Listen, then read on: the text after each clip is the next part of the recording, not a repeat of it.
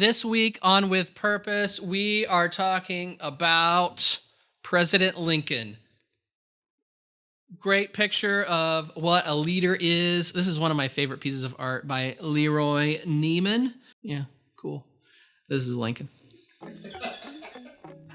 All right, so this week on With Purpose, we are talking about President Lincoln and his style of leadership, which I think is incredibly impactful. You know, if you're not familiar with his presidency, Lincoln came to power just as our country was going through incredible tumult. Right after his victory, several of the southern states actually seceded from the Union, and the next year we started the Civil War.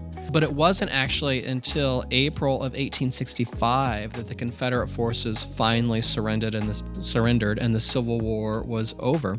And then less than 2 weeks later, on April 14th, he was assassinated in the Ford Theater. So his entire time as president, he was leading a divided nation. And he had to do it in a way that tried the whole time to bring everybody together, to bring all sides of this divided country to the same table.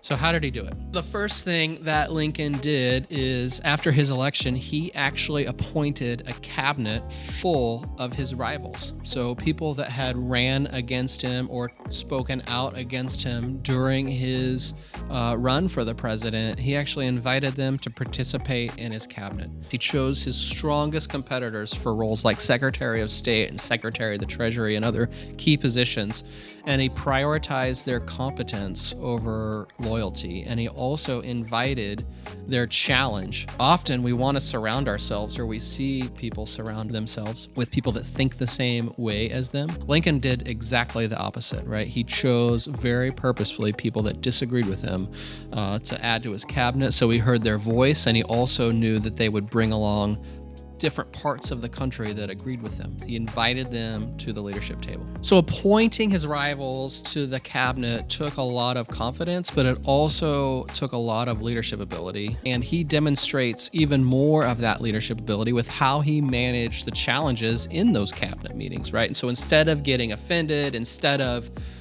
directly challenging them back, he responds with humility and curiosity to their ideas when they're different from his. He invited discussion. He did not take things personally.